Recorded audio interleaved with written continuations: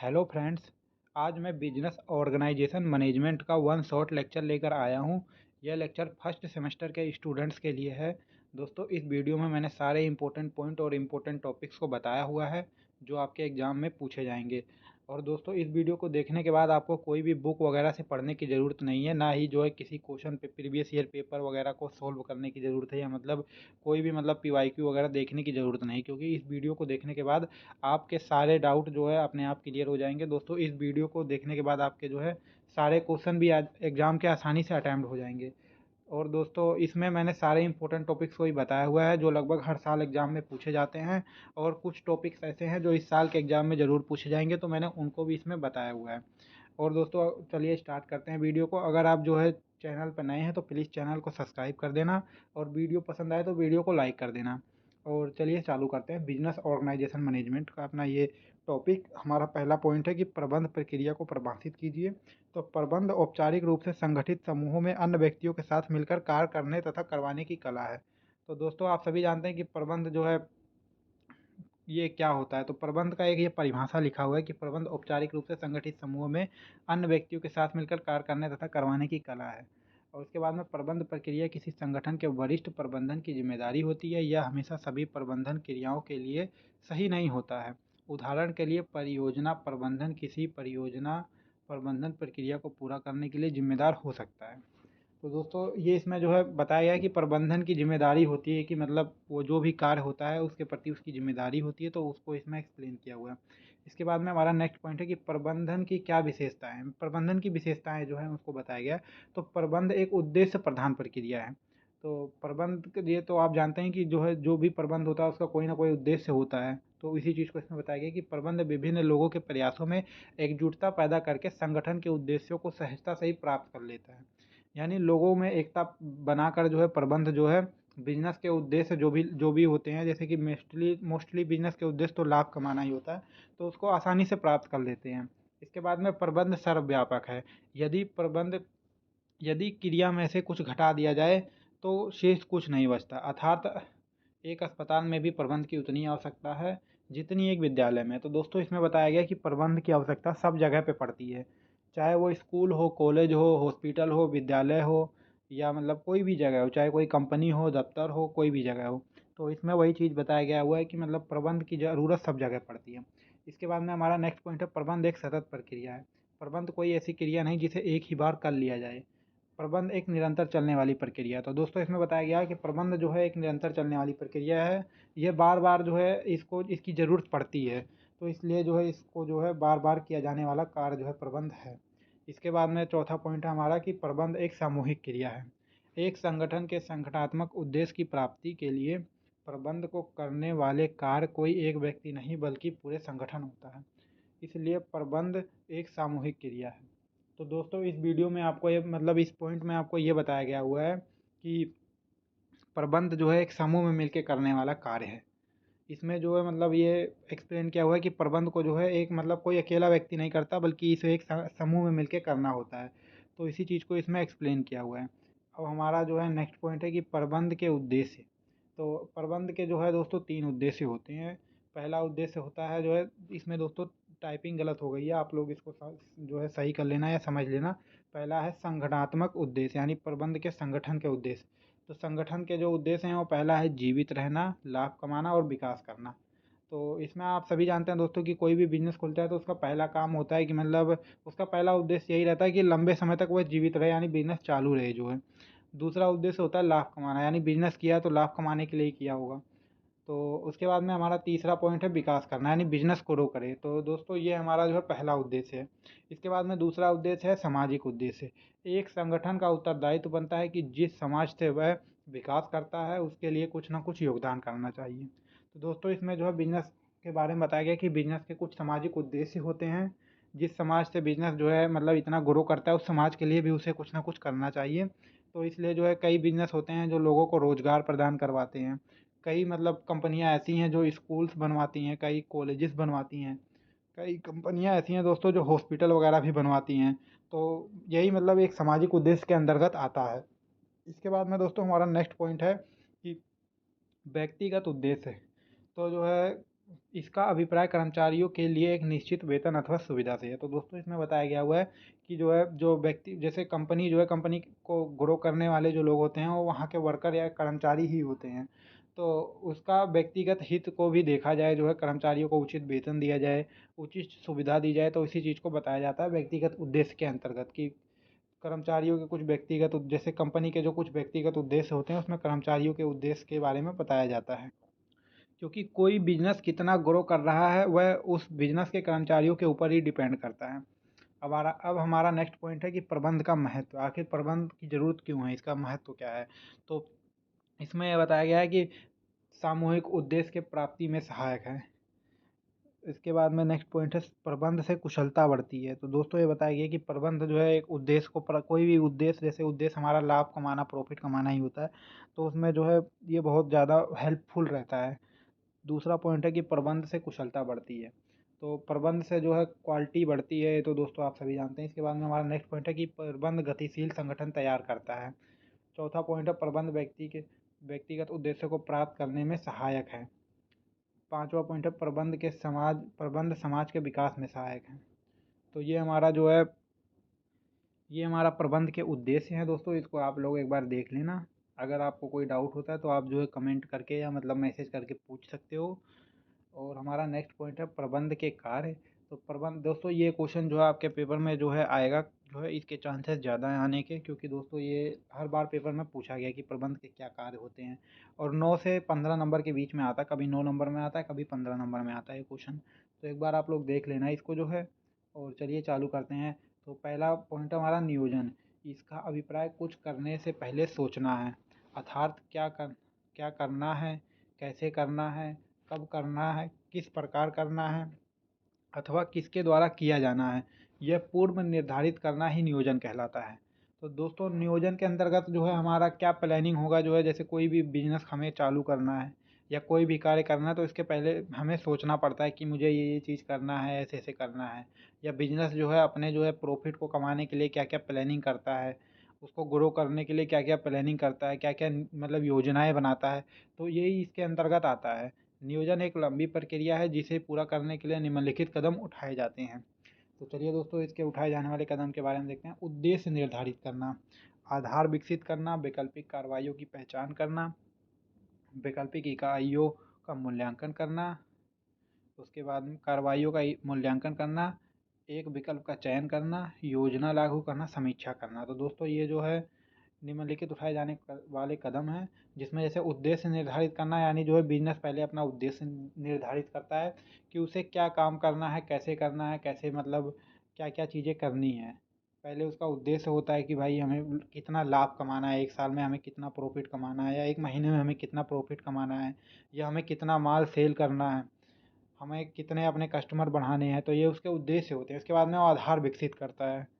इसके बाद में वैकल्पिक कार्रवाइयों की पहचान करता है, यानी कि मतलब जो है वैकल्पिक कार्रवाई जो होते हैं, जैसे कि ऑप्शन में और विकल्प मतलब तैयार किए जाते हैं। ऐसा नहीं कि मतलब बिजनेस में मतलब प्लानिंग कर ली और उसी प्लानिंग के हिसाब से सब कुछ चल रहा है। मान लो कोई प्लानिंग जो है गड़बड़ा गई बीच में, तो उसमें जो है फिर बिजनेस को जो है अलग निर्णय लेने पड़ते हैं, डिसीजन लेने पड़ते हैं। जैसे मान लो कोई कॉम्पिटिटर आ गया बिजनेस में, और आप जो मतलब सामान बेच रहे हो वही सामान वो जो है और सस्ते दाम पे बेच रहा है, तो बिजनेस को उसको देखना पड़ता है, संभालना पड़ता है। तो ये सब चीज़ें दोस्तों इसमें आ जाता है कि वैकल्पिक कार्रवाइयों की पहचान कैसे किया जाए, यानी कि दोस्तों ऑप्शन कैसे तैयार किया जाए कि हमारी क्वालिटी मतलब बढ़ाई जाए, या मतलब हमें जो है अपने जो है कस्टमर्स को कैसे बढ़ाया जाए। तो ये सब इसके अंतर्गत आता है दोस्तों, वैकल्पिक कार्रवाइयों के अंतर्गत। उसके बाद में वैकल्पिक इकाइयों का कार्रवाइयों का मूल्यांकन करना, यानी दोस्तों इसमें देखा जाता है कि हमें जो है किस कार्य को करने में कितना मतलब खर्चा आ रहा है, इसको भी देखा जाता है। ये नहीं कि मतलब हम एडवर्टाइजमेंट तो करे जा रहे हैं लेकिन हमारे बिजनेस का पूरा पैसा जो है एडवर्टाइजमेंट करने में ही लग गया, पता लगा। तो ये सब चीज़ें देखे जाते हैं दोस्तों। एक विकल्प का चयन करना, इसके बाद में दोस्तों एक विकल्प का चयन किया जाता है। ये नहीं कि हमने जैसे 4-5 ऑप्शन सोचे हैं तो चारों पाँचों जो है मतलब एक साथ करने लग जाएँ, तो दोस्तों फिर तो बिजनेस का जो उद्देश्य है वो गड़बड़ा जाएगा। तो इसलिए जो है दोस्तों इसमें जो है एक विकल्प का चयन करना होता है, फिर योजना लागू करना, यानी जो भी विकल्प हमने चयन किया है उसको लागू किया जाता है, उसकी समीक्षा की जाती है। तो ये जो है पॉइंट है। इसके बाद में हमारा जो है नेक्स्ट पॉइंट है संगठन। तो संगठन का आ जाओ परिभाषा पढ़ते हैं। तो नियोजन तो किसी विचार को लिख देता है, लेकिन उसे पूरा करवाने का कार्य संगठन का होता है, जिसके लिए मानव समूह की आवश्यकता होती है। तो दोस्तों इसमें बताया गया है कि संगठन जो होता है मतलब नियोजन में क्या होता है कि पहले लोग मतलब सिर्फ प्लानिंग वगैरह मतलब कर लेते हैं कि हमें ये चीज़ करना है, लेकिन वो चीज़ होगा कैसे, उसके लिए व्यक्ति की ज़रूरत तो पड़ेगी ना, मैनेजमेंट तो चाहिए ना उसके लिए। तो इसलिए जो है संगठन की ज़रूरत पड़ती है, क्योंकि नियोजन तो बस सोचा मात्र जाता है, प्लानिंग की जाती है, लेकिन प्लानिंग के अनुसार करने के लिए व्यक्ति तो होना चाहिए ना काम करने के लिए। तो इसलिए संगठन की ज़रूरत पड़ती है और संगठन की यही परिभाषा है कि जिसके लिए मानव समूह की आवश्यकता पड़ती है। तो आप इसको अपने शब्दों में भी बना के लिख सकते हो। इसके बाद में ये लिखा हुआ है कि विभिन्न पदों पर नियुक्त होने वाले कर्मचारियों की अधिकार एवं उत्तरदायित्व स्पष्ट करना तथा विभिन्न पदों के मध्य संबंधों की स्पष्ट व्याख्या करना। यानी दोस्तों जो कर्मचारी होते हैं उनको जो है अधिकार और उत्तरदायित्व यानी उनको कुछ अधिकार दिए जाते हैं, कुछ राइट्स दिए जाते हैं और उसके प्रति वो उत्तरदायित्व यानी जवाबदेह होते हैं, उसके प्रति उनकी जिम्मेदारी होती है। जैसे मान लो दो एग्जाम्पल के तौर पे समझाता हूँ दोस्तों। मान लो एक कंपनी है, कंपनी में एक जो है मैनेजर है। तो दोस्तों जो मैनेजर होता है वो अपने से नीचे जितने भी कार्य होते हैं, उसके नीचे जितने भी कार्य होते हैं, उसका पूरा अधिकार उसके पास होता है। तो दोस्तों वो देखता है कि मतलब क्या प्रोडक्शन आ रहा है, कैसे मतलब क्या चीज़ हो रहा है। तो उसके बाद अगर मान लो उसमें कोई दिक्कत आती है या मतलब कोई मतलब उसमें मतलब प्रॉब्लम होती है, तो वो जो है मैनेजमेंट में जो है मतलब मैनेजर से ही पूछा जाता है और उसकी ज़िम्मेदारी भी उसके प्रति होती है। जैसे मान लो एक सुपरवाइज़र है, सुपरवाइज़र को मतलब सुपरवाइज़र की ज़िम्मेदारी कि एक दिन में इतना प्रोडक्शन निकलवाना है या इतना प्रोडक्शन होना चाहिए। तो सुपरवाइज़र के पास ये अधिकार होता है कि वह किसी भी व्यक्ति को मतलब किसी भी कर्मचारी को जो है वह काम पे मतलब जो है अपने इच्छा के अनुसार कहीं पे भी मतलब उसके योग्यता के अनुसार काम करवा सकता है। उसके बाद में वो अपने हिसाब से प्रोडक्शन निकलवा सकता है और वो उसे को जो है निकालने के भी उसके पास अधिकार होते हैं। जैसे वो कार्य नहीं कर पा रहा है या कार्य नहीं हो रहा है उससे, तो वो उसे निकाल भी देता है। तो ये जो है सुपरवाइजर के पास अधिकार होता है। तो इसी चीज़ के बारे में बताया गया है अधिकार और उत्तरदायित्व के अंतर्गत। इसके बाद में हमारा जो है ये लिखा हुआ है कि कार्य की पहचान एवं विभाजन, विभागीकरण, कार्य को सौंपना, सूचनाओं प्रेषित करने से संबंधित संबंध स्थापित करना। तो दोस्तों यही जो मैंने समझाया है इसी को इसमें जो है पॉइंट्स में लिखा गया हुआ है। आप लोग इसको पढ़ लेना और आप लोग इसको आसान शब्दों में भी पेपर में लिख सकते हो। मैंने तो जो है थोड़ी बहुत बुक की लैंग्वेज भी लिख दी है। तो अब नेक्स्ट पॉइंट है हमारा नियुक्तिकरण। नियुक्तिकरण जो है नियुक्तिकरण द्वारा विचारों को लिखित रूप दे दिया जाता है। संगठन इन विचारों को वास्तविक में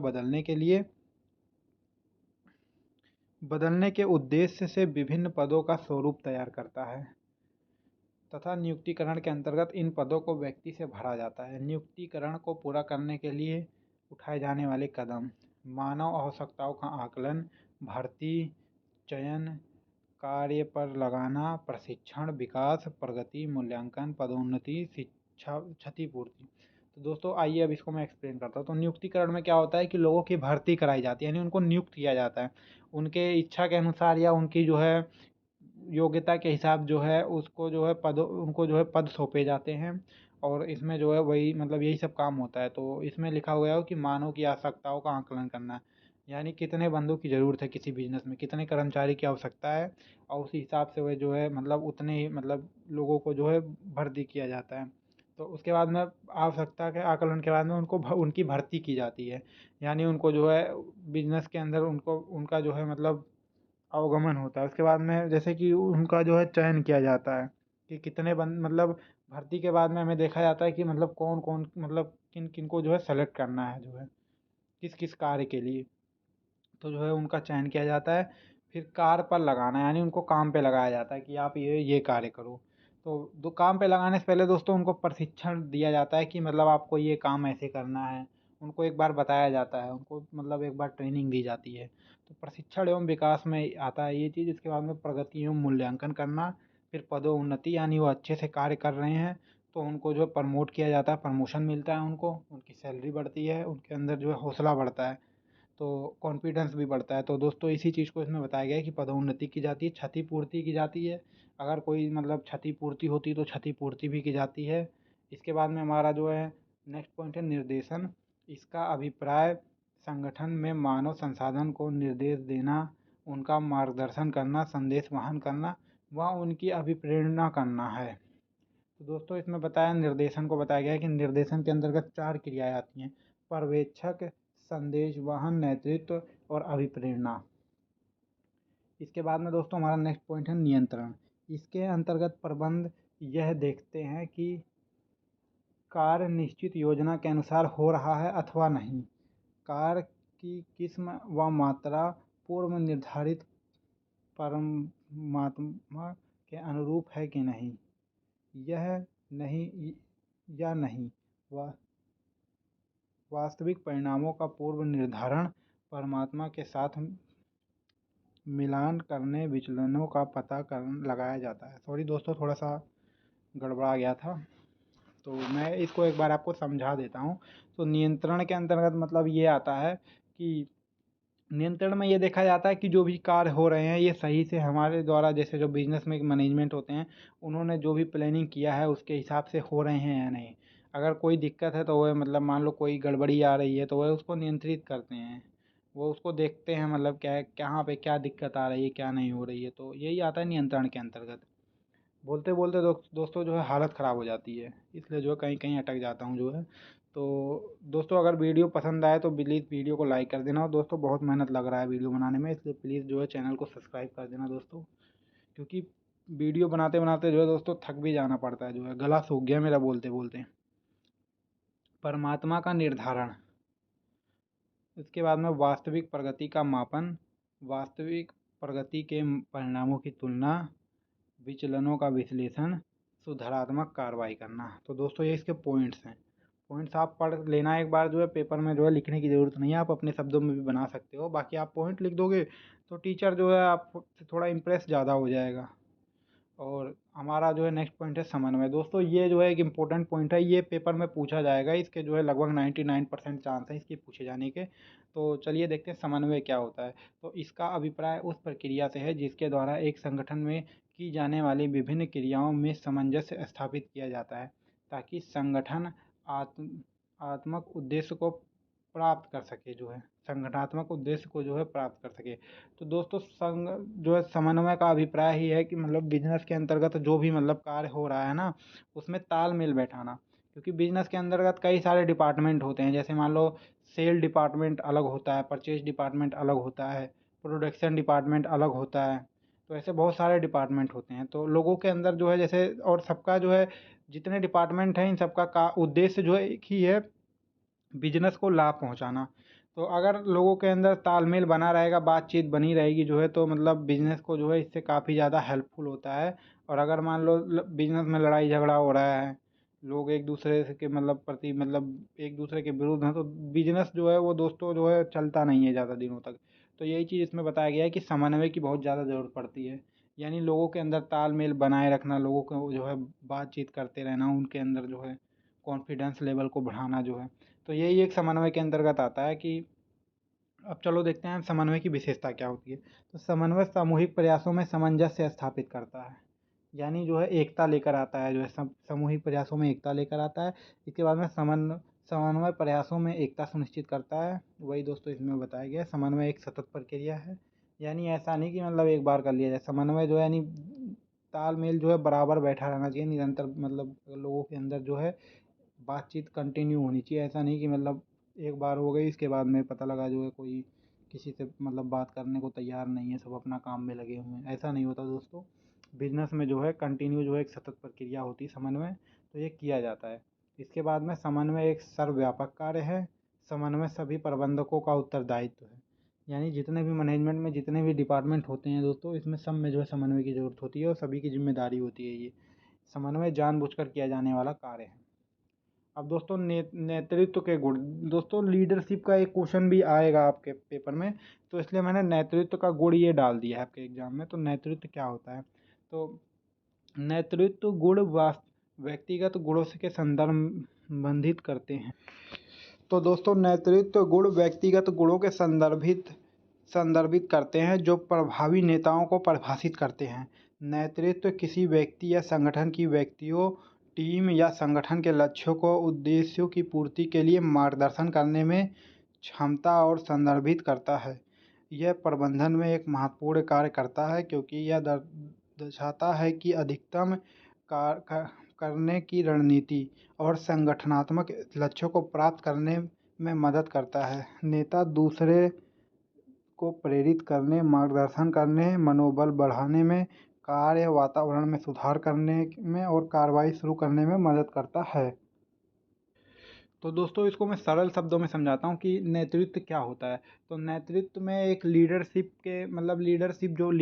होता है ना, इसके अंतर्गत आता है कि मतलब लोग मतलब वही करें या मतलब कर्मचारी वही करें जो नेता करे। इसके अंदर ये गुण होना चाहिए, लोगों को अपने बातों से प्रभावित करने का गुण होना चाहिए कि लोगों के अंदर, कर्मचारियों के अंदर जो है पूरी तरीके से जो है उनके अंदर उत्तेजना पैदा कर दे, उनके अंदर जो है मतलब पूरी तरीके से कॉन्फिडेंस भर दे जो है कार्य के लिए, ताकि बिजनेस में जो है मतलब वो और अच्छे से कार्य कर सके और बिजनेस के उद्देश्यों को प्राप्त किया जा सके। तो यही मतलब नेतृत्व के अंदर एक नेता के अंदर गुण होने चाहिए कि मतलब वह अब सारे लोगों से जो है मतलब अच्छी तरीके से पेश आए, जो है सबकी जो है बातों को जो है सुने, सबकी प्रॉब्लम को समझे और सबकी जो है बातों के मतलब सही सही उत्तर दे, जो है किसी के मतलब पक्ष में नहीं होना चाहिए। नेता जो है सभी को समान रूप से जो है मतलब सभी के सामने समान रूप से प्रस्तुत होना चाहिए। ऐसा नहीं कि मतलब कोई मतलब एक व्यक्ति की कर रहा है वो दूसरे व्यक्ति की सुन ही नहीं रहा है, तो मतलब ये सब चीज़ नहीं होना चाहिए। नेतृत्व के अंतर्गत ये सब चीज़ें देखी जाती हैं। उसके बाद में सबसे बड़ा गुण ये होता है कि मतलब वो लोगों को किस प्रकार से जो है प्रभावित करता है, कितना प्रभावित कर पाता है। जितनी लीडरशिप की क्वालिटी रहेगी, लोग उससे उतनी प्रभावित रहेंगे और वह उससे उतना ही जो है अच्छा कार्य करवा पाएगा जो है लोगों से। जैसे लोगों के अंदर जो है वो लोगों से जो है लोगों को अंदर पूरा हो मतलब उसके अंदर उत्तेजना पैदा कर देगा कि भाई ऐसा है, हमको प्रॉफिट होगा, ये वो हमारी सैलरी इतनी हो जाएगी, मतलब जो भी उस कार्य होते हैं, अब ये मतलब आप समझ जाइए। तो उसका कार्य क्या रहता है कि मतलब लोगों के अंदर कॉन्फिडेंस लेवल को बढ़ा दे, जो है कर्मचारियों के कॉन्फिडेंस लेवल को बढ़ा के और उनसे जो है और अच्छे से कार्य करवाए, जो है वो प्रोडक्शन। इससे क्या होता है कि प्रोडक्शन की मात्रा जो है बढ़ जाती है, जो है मान लो जो है जहाँ 50 प्रोडक्शन की क्वांटिटी है वहाँ 60-70 निकलने लग जाएगा, क्योंकि लोग और मेहनत से और क्षमता से कार्य करने लग जाएंगे। तो ये जो है दोस्तों इसके अंतर्गत आता है, नेतृत्व के अंतर्गत। नेतृत्व का मैनेजमेंट में बहुत बड़ा योगदान होता है दोस्तों। इसके बाद में नेता के अच्छे गुण देखते हैं। तो प्रभावी संचार यानी जो है बातचीत करने में मतलब उसका जो संचार होता है वो प्रभावी होना चाहिए। जवाबदेही और जिम्मेदारी, उसकी जिम्मेदारी होती है और जवाबदेही भी होता है और एक काम के प्रति जो है, क्योंकि वो लीडर होता है तो लीडर की जिम्मेदारी बनती है। इसके बाद में दीर्घकालीन सोच यानी उसकी लंबी सोच होनी चाहिए, एक दिन की मतलब एक छोटे समय की सोच नहीं होनी चाहिए कि मतलब सिर्फ वो थोड़े समय के लिए ही सोच रहा है। उसकी सोच लंबी होनी चाहिए, बिजनेस को कहाँ तक लेके जाना है। तो ये इसकी सोच होनी चाहिए। इसके बाद में आत्म प्रेरणा यानी लोगों के अंदर जो है आत्म प्रेरणा उसके अंदर होना चाहिए, आत्मविश्वास होना चाहिए। मेन चीज़ तो ये होता है कि उसके अंदर कॉन्फिडेंस है कि नहीं, कि मतलब वो लोगों से काम करवा सकता है या नहीं, उसके अंदर प्रेरणा है कि नहीं, तो उसके अंदर ये सब चीज़ होनी चाहिए। तो ये नेता के मतलब एक अच्छे लीडर के गुण हो जाते हैं। इसके बाद में व्यावसायिक नैतिकता। दोस्तों कई बार पेपरों में इसके बारे में पूछा गया व्यावसायिक नैतिकता के बारे में, इसलिए मैंने इसको भी लिख दिया है इसमें। तो व्यावसायिक नैतिकता या कॉर्पोरेटर नैतिकता नैतिक और नैतिक सिद्धांतों के अध्ययन के साथ साथ व्यवसाय के संचालन के दौरान उत्पन्न होने वाली समस्याओं के से संदर्भित करती है। इसके अलावा इसका अध्ययन व्यक्ति के पूरे संगठन की आदतों के लिए प्रासंगिक है। किसी संगठन की व्यावसायिक नैतिकता न केवल उसके लक्ष्यों, मूल्यों और व्यापक आचार संहिता का निर्धारण करती है, बल्कि उसके कार्यों और निर्णयों को भी निर्धारित करती है। अब इसके बाद में दोस्तों नेक्स्ट पॉइंट है रणनीति योजना। दोस्तों ये क्वेश्चन भी, इससे रिलेटेड भी कई बार क्वेश्चन पूछे गए हैं पेपर में। दोस्तों ये वो पॉइंट है जिनके जो है क्वेश्चन जो है हर साल जो है लगभग पेपर में पूछे जाते हैं, इसलिए मैंने इनको दे दिया। मैंने स्टार्टिंग में आपको बताया था कि मैं वीडियो में जैसे कुछ जो है इंपॉर्टेंट टॉपिक्स बताऊंगा जो पेपर में लगभग हर बार पूछे जाते हैं। तो दोस्तों ये ऐसे ही दे देगा पेपर में क्वेश्चन, इसमें इस तरीके से आएगा कि मतलब रण निम्नलिखित में से जो है जैसे दे देगा आपको जो है 7 पॉइंट दे देगा, बोलेगा 5 पॉइंट पे मतलब किसी 5 पॉइंट पे टिप्पणी कीजिए जो है। तो टिप्पणी ऐसे राजनीतिक योजना दे देगा, या जैसे मैंने आपको ये बताया व्यवसायिक नैतिकता दे देगा, या लीडरशिप दे देगा कि इस पे टिप्पणी कीजिए जो है। तो ऐसे आ जाएगा दोस्तों क्वेश्चन, इसमें 5 नंबर में दे देगा या 9 नंबर में दे देगा। तो ऐसे दे देगा जो है 5-5 नंबर में देते हैं वैसे दोस्तों, जो है 5-5 नंबर में दे देगा कि जो है किन्हीं 4 जो है पॉइंट पे जो है टिप्पणी कीजिए, और आपको जो है 7-8 जो है इसमें टॉपिक दे देगा, उनमें से आपको 3-4 पे करने रहेंगे, जो भी आप कर सकते हो। तो इसको जो है दोस्तों आप अपने शब्दों में बना के लिख देना, मैंने एक्सप्लेन कर रखा है। इसके बाद में रणनीतिक योजना, तो रणनीतिक योजना के अंतर्गत आता है योजना बनाना ज़्यादातर लोगों के दिन का अहम हिस्सा है। तो अहम हिस्सा होता है, चाहे आप दुनिया के सबसे ज़्यादा प्रेरित व्यक्ति क्यों ना हो, अगर आपके पास कोई कार्य योजना नहीं है तो आपका ध्यान भटकना आसान है। तो दोस्तों ये जो है रणनीतिक योजना का जो है एक परिभाषा है, जो आगे पढ़ते हैं, इसके बाद में फिर मैं समझाऊंगा। हो सकता है कि आपको मैराथन के लिए प्रशिक्षण लेने और मेल को व्यवस्थित करने की आवश्यकता हो, लेकिन आप इसके बजाय नया टीवी शो देखते हैं। अगले दिन आप अपने प्रशिक्षित में पिछड़ जाते हैं। एक महत्वपूर्ण बिल बिना पढ़े रह जाता है। तो जिससे आपके स्वास्थ्य लक्ष्य और वित्तीय योजनाएं रुक सकती हैं। एक बार आप पीछे हो जाते हैं तो आगे बढ़ना कठिन हो जाता है। सॉरी दोस्तों, बोलने में थोड़ी दिक्कत हो रही, क्योंकि मेरा गला भी थोड़ा सा ख़राब है और काफ़ी टाइम से मैं जो है बोले जा रहा हूँ, तो इसलिए जो है थोड़ा सा जो है दोस्तों बोलने में जो है अटक जाता हूँ कहीं कहीं जो है, क्योंकि गला थोड़ा सा ख़राब चल रहा है दोस्तों, तभी मैं आप लोगों के लिए वीडियो बना रहा हूँ। प्लीज़ जो दोस्तों चैनल को सब्सक्राइब कर देना। यही स्थिति व्यवसाय पर लागू होती है। रणनीतिक योजना के बिना दीर्घकालीन लक्ष्यों को पूरा करना बहुत मुश्किल है। तो ये दोस्तों जो है रणनीतिक योजना है दोस्तों, यानी कि कोई रणनीतिक योजना में यही होता है दोस्तों कि मतलब हमें जो है से किसी भी कार्य के लिए किस प्रकार से योजना बनानी चाहिए जो है, और किस तरीके से हमारी रणनीति होनी चाहिए उसको जो है प्राप्त करने के लिए। किसी भी मान लो हमने कोई लक्ष्य तैयार किया, तो उस लक्ष्य तक पहुंचने की हमारी क्या क्या रणनीति होनी चाहिए, उसी के बारे में दोस्तों इसमें एक्सप्लेन करना है। अपने शब्दों में बना के आप कैसे भी लिख सकते हैं। इसके बाद में दोस्तों ये पॉइंट है कि सेवाएं क्या होती हैं। तो सेवा अमूर्त होती है, अतः इसको केवल महसूस किया जा सकता है, इनका स्पर्श नहीं किया जा सकता।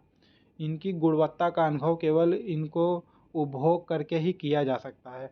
बिना गुणवत्ता की जांच से इसका नहीं किया जा सकता। जैसे सिनेमा घर में जाकर फिल्म देखना का केवल अनुभव किया जा सकता है, उसे खरीदा नहीं जा सकता। केवल प्रदर्शनकर्ता के लिए आवश्यक है कि उचित सेवाओं के सृजन में सतर्कता बरतने, जिससे ग्राहकों को संतुष्ट किया जा सके। तो दोस्तों ये है सेवा जो है, यानी कि हमें इसमें सेवा के बारे में हमें जो है मतलब पॉइंट आ जाएगा, आपको जो है ये भी एक पॉइंट मिलेगा कि सेवा के बारे में आप जो है टिप्पणी कीजिए। तो सेवा के बारे में आप मतलब इसी प्रकार से टिप्पणी कर सकते हैं दोस्तों। मैंने तो आपको जो है एक पॉइंट के रूप में मतलब आपको मैं बता रहा हूँ शॉर्ट रूप में, बाकी आपको एक्सप्लेन करना अपने शब्दों में जो है बना के। आप आसानी से एक्सप्लेन कर लेंगे इसको, मुझे बता मतलब आप लोग, ये तो मैं जानता हूँ कि आप लोग आसानी से इसको अपने शब्दों में बना के लिख लेंगे।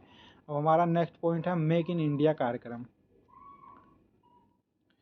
तो दोस्तों मेक इन इंडिया भारत सरकार द्वारा विनिर्माण क्षेत्रों को बढ़ावा देने और देश की बढ़ती आबादी के लिए रोजगार सृजित करने के लिए शुरू किया गया एक अभियान है। इस पहल के पीछे का विचार विनिर्माण क्षेत्र में विदेशी निवेश को आकर्षित करना और भारतीय निर्मित उत्पादकों को बढ़ावा देना। स्टैंड अप इंडिया योजना विभिन्न क्षेत्रों में व्यवसायों को सशक्त बनाकर मेक इन इंडिया के उद्देश्य के साथ जुड़कर महिला उद्देश्यों और निम्न समुदायों के वित्तीय सहायता प्रदान करती है। तो दोस्तों ये मेक इन इंडिया कार्यक्रम के बारे में था, इसको आप लोग पढ़ लीजिएगा, क्योंकि ये भी हर बार क्वेश्चन में लगभग मतलब हर साल के लगभग क्वेश्चन में पूछा गया है। अब दोस्तों ये जो पॉइंट है जो मैं आपको पढ़ाने जा रहा हूँ, ये पॉइंट जो है इनमें से जो है एक ना एक पॉइंट ज़रूर आएगा पेपर में जो है, तो इसको एक बार आप लोग देख लेना जो है। इसके बाद में फिर जो है इसमें मतलब आपको ये सारे पॉइंट भी मिल सकते हैं और जो है क्वेश्चन में, और जो है एक आग भी मिल सकता है, तो इसको एक बार आप लोग देख लेना जो है, क्योंकि ये मतलब इम्पोर्टेंट हैं। तो मिस्टर एक्स के सिद्धांत जो हैं, तो मिस्टर एक्स के सिद्धांत पढ़ते हैं हम सब लोग। अधिकांश लोगों को काम करना स्वाभाविक रूप से रुचिकर लगता है, और जब भी संभव हो वे काम करने से बचने का प्रयास करते हैं। यानी दोस्तों अरुचि का लगता है, यानी दोस्तों जो है ज़्यादातर लोगों को काम करना जो है पसंद नहीं होता, उनको मौका मिले तो काम जो है काम से बचने का प्रयास करते हैं। अधिकांश लोग महत्वाकांक्षी नहीं होते हैं, उनमें जिम्मेदारी लेने की इच्छा कम होती है तथा वे निर्देशित होना पसंद करते हैं। अधिकांश लोगों में संगठनात्मक समस्याओं को सुलझाने में रचनात्मकता की बहुत कम योग्यता होती है। प्रेरणा केवल मसलों के आवश्यकताओं के पदानुक्रम के शारीरिक और सुरक्षा स्तर पर ही उत्पन्न होती है।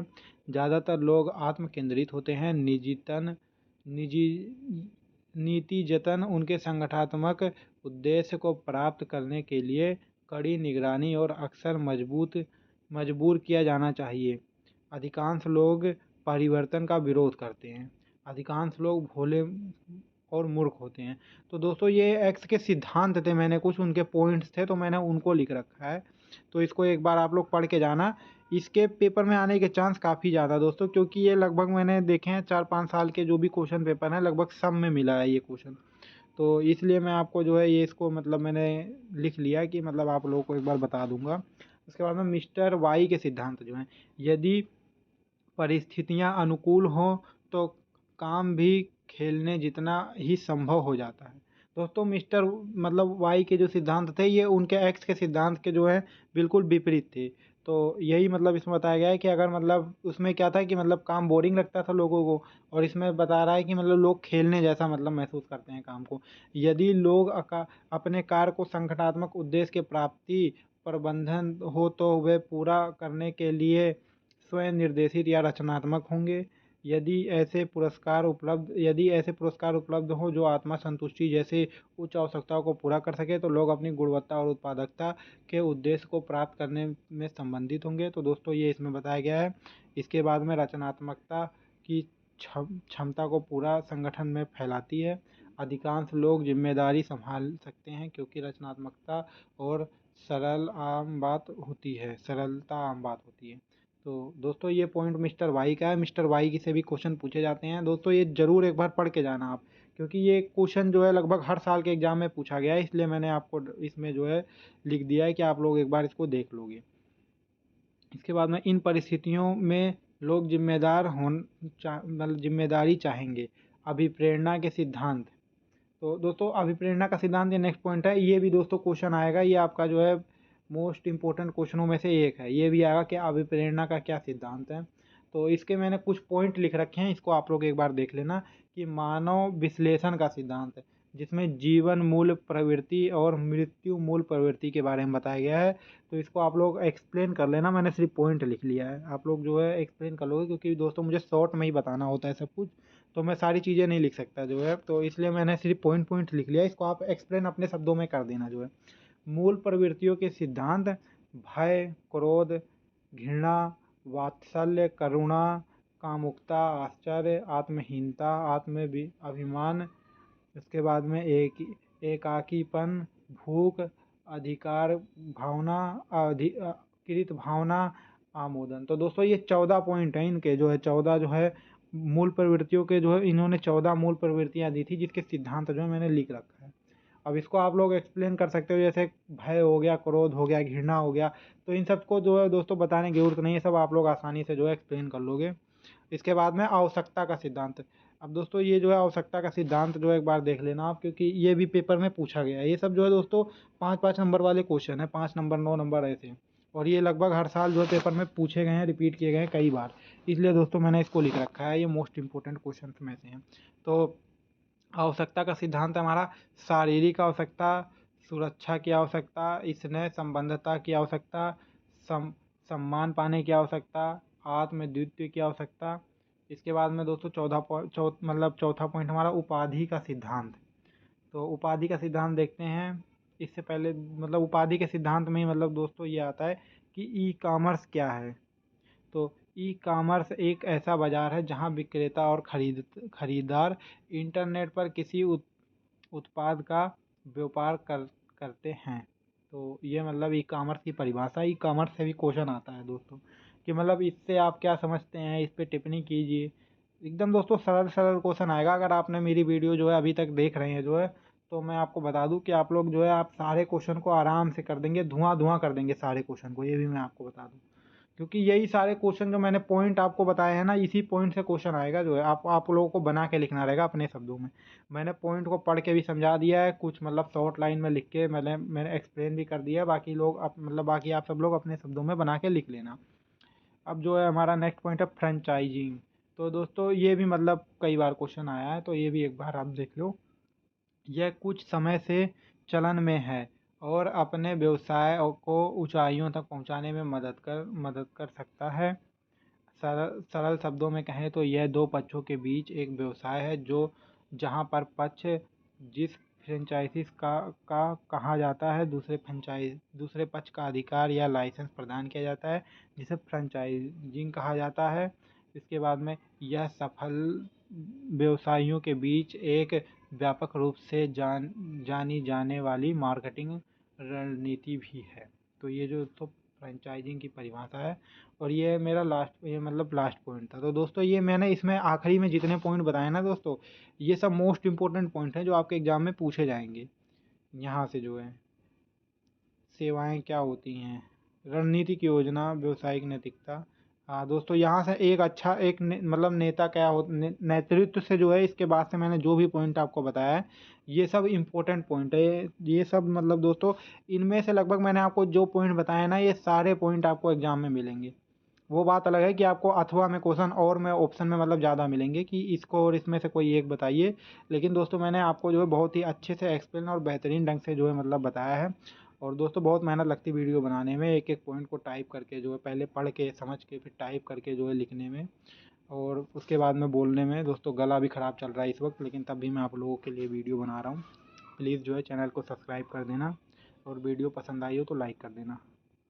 थैंक यू दोस्तों। अगर आपको इसका PDF चाहिए हो तो आप लोग टेलीग्राम पे जो है मुझे जो है मैसेज कर सकते हैं। Thank you friends.